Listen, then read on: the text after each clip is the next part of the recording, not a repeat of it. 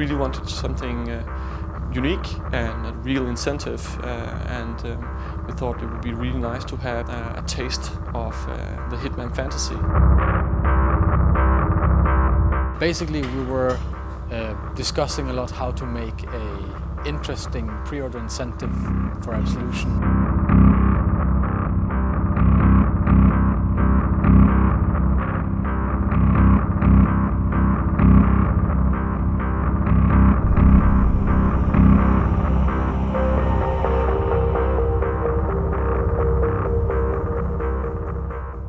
We had all kinds of ideas about what we could do with levels or characters or weapons, and then there was this, we had like an old design of like a sniper challenge map. It was not meant to be a part of Hitman Absolution. It was not meant to be anything other than just fun for the company. And it was actually so fun that the rest of the house started playing it, you know, without really being prompted to do so. And that told us we had something that was a little bit out of the ordinary. And we figured at some point that this might actually be a map that we can use for the game. We knew that the fun factor was quite high, so we just needed to look into how do we implement this into being in the Hitman fantasy.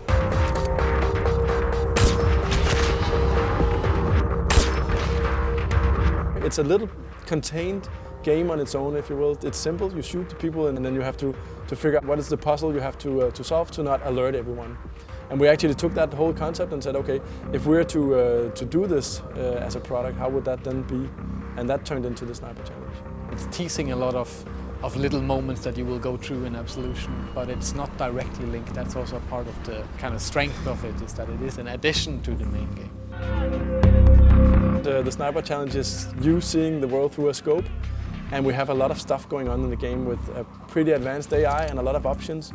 So the initial phase was just trying to figure out how do we make sure that all the stuff that's in Absolution somehow makes it across the sniper scope and onto the roof of the building that you are focusing on. That's your main target. On the Sniper Challenge, we wanted to create a Skyscraper where a weapons dealer was hosting his annual release party for his shareholders. And Agent 47 has the task to actually go in and take this weapons dealer out.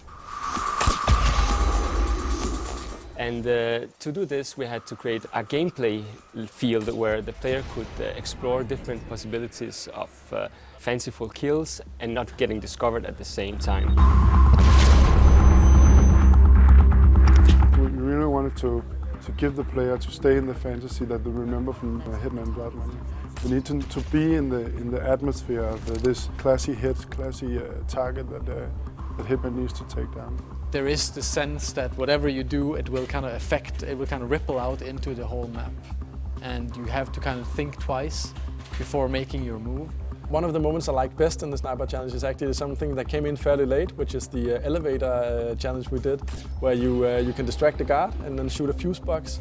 And then if you're fast, you shoot them into the elevator shaft and then the elevator doors close. And I think it's a beautiful way with game mechanics to sum up the kind of the refinery of being a really, really cool assassin.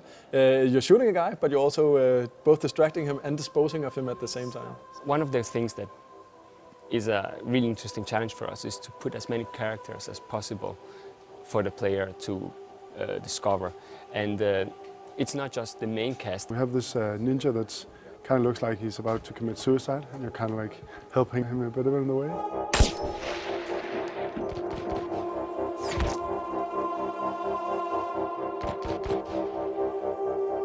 We really wanted to create a buzz with the Sniper Challenge, and what we really thought is that, okay, we do a few leaderboards. As I said, originally this started in-house, right, where people actually just started playing it for fun, and they also started competing on the leaderboard to figure out the most creative way to go about the mission.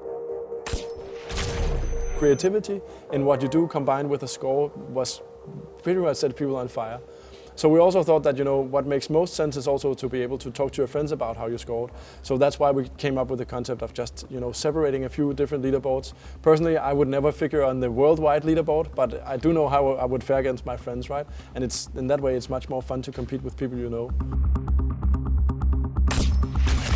There's all these little hidden details that can help improve your score and improve your play style towards the game.